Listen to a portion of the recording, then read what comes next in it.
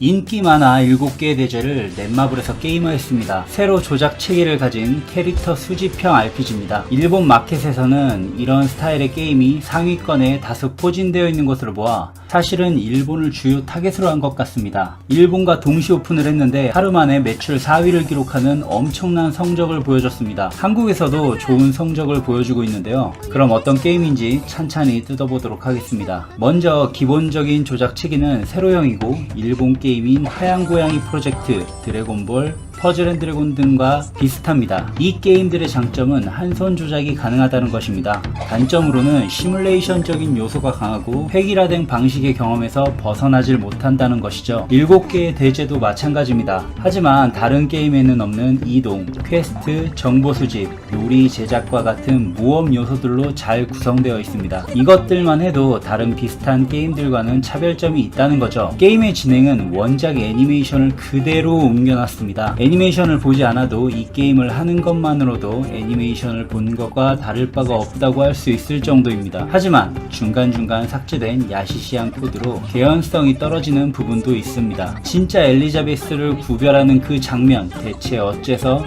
엘리자베스는 주저앉은 것인지 게임에서는 알 수가 없는 부분이죠. 그 외에 야시시한 코드는 그리 중요하지 않으니까 패스하도록 하겠습니다. 애니메이션을 본 것과 다름없다는 것은 진짜 애니메이션과 거의 똑같은 연출에 움직임에 모델링을 정말이지 아주 잘 구현했다는 소리입니다. 이것만큼은 뭐라고 깔래야 깔 수가 없습니다. 정말 잘 만들었어요. 하지만 정말 애니메이션처럼 스토리 진행이 길어서 원작을 잘 모르거나 취향이 아니라면 좋은 점수를 받긴 어려울 것 같아요. 그래도 스킵 후에는 요약된 스토리를 보여주고 있어서 이런 것들에 대한 대비를 잘 해둔 편입니다. 전투는 세븐나이츠와 같은 진영별 턴제로 진행됩니다. 하지만 다른 점은 캐릭터들에게 각각 공격의 기회가 주어지는 것이 아니라 랜덤으로 주어진 스킬 카드를 선택해서 관련된 캐릭터로 행동을 합니다. 한 턴에서 모든 캐릭터가 공격을 하거나 한 캐릭터로 올인할 수도 있다는 소리죠. 같은 스킬 카드가 양옆에 있을 경우에는 스킬 레벨이 올라서 더 강력한 스킬을 사용할 수가 있습니다. 그러기 위해 카드를 옮길 수도 있는데요. 다만 카드 한 개를 사용한 것과 같은 핸디캡이 따라옵니다. 전략적으로 잘 사용해야겠죠. 이것만 보면 전략적이고 굉장히 자유도가 높아 보이지만 단점이 있다면 사용할 수 있는 스킬 카드가 랜덤으로 주어진다는 것입니다. 운명적 전략이라고 해야 되나요? 또한 스킬을 1회 사용 시마다 게이지가 충전이 되는데 이 게이지가 5개, 그러니까 맥스가 되면 궁극기를 사용할 수가 있습니다. 필살기는 스페셜 인연을 가진 영웅과 한 덱이 있을 경우에 합체기로도 사용이 가능합니다. 이것은 바로 매출 뽑기로 직결이 되겠죠. 이 게임은 뽑기 게임입니다. 원작에 나오는 다양한 캐릭터들이 여러 상태로 분리되어 제공되고 있습니다. 같은 캐릭터라도 등급에 따라 외형과 스킬이 전혀 다릅니다. 높은 등급의 캐릭터를 사용하면 더 높은 수준의 전투를 할 수 있다는 것이죠. 이건 뭘 의미하냐? 7개의 대죄를 좋아하거나 좋아하게 된 사람에게는 이만한 뽐뿌가 없죠. 내가 좋아하는 캐릭터의 모든 상태를 소유하고 싶을 거란 말이죠. 바로 일본에서는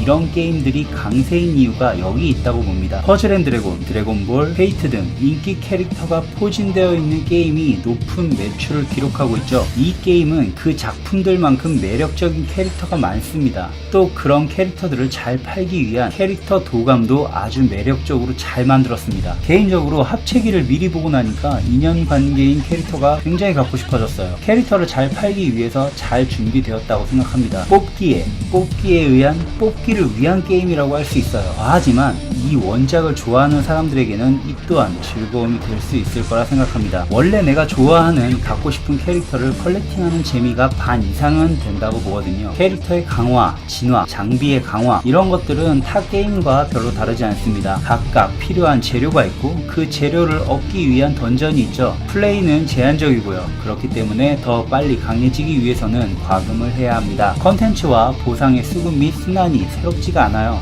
그래서 실망한 건 아니지만 과거 도탑전기처럼 새로운 성장 방식을 보여줬더라면 정말 갓게임이 됐을 것 같다는 생각을 했어요. 정말 잘 만들었는데 좀 아쉬웠어요. 그래서 그런지 원작을 좋아하는 사람들에게 하나여 갓게임 게임이 될 것 같아요. 총평하겠습니다. 확실하게 잘 만들었고 개발자들이 애정을 가지고 한 땀 한 땀 만들었다고 볼 수 있어요. 정말 원작을 좋아하는 사람들이 만들었구나 싶을 정도로 그런 애정이 느껴집니다. 7개의 대제를 좋아하고 캐릭터에 애정을 갖는 사람들에게는 최고의 게임이 될 것 같아요. 하지만 7개의 대제에 시큰둥하거나 캐릭터에게 별 매력을 느끼지 못하는 사람들에게는 그저 지루한 게임이 될 것 같아요. 개인적으로는 7개의 대제에 큰 재미를 느끼지 못하는 사람 중에 한 사람입니다. 잘 만든 건 사실이지만 그건 어디까지나 그래픽과 섬세한 연출, 애정어린 원작, 재현력 이런 것들이 뛰어나다는 거죠. 잘 만든 것과 재밌는 것과는 다르다고 할 수 있죠. 물론 모든 이들이 재밌어하는 게임은 없습니다. 하지만 호불호 자체가 원작을 좋아하는 사람과 그렇지 않은 사람으로 나뉠 수 있는 게임이라면 이건 게임이 좋고 나쁘고를 평가할 필요가 없다고 봅니다. 연출이 좋고 매무새가 좋다고 해서 게임을 하지는 않습니다. 따라서 이 게임의 한계는 명확합니다. 7개의 대제라는 IP의 매력을 느끼는가 그렇지 않은가 게임으로만 생각한다면 정말 지루한 전투의 연속이고 또한 터치 반응도 딜레이가 너무 길어서 답답함을 더했습니다. 그저 팬심이 아니면 즐기기 힘든 게임이 아닐까 생각합니다. 마치 슈퍼로봇 내전처럼요.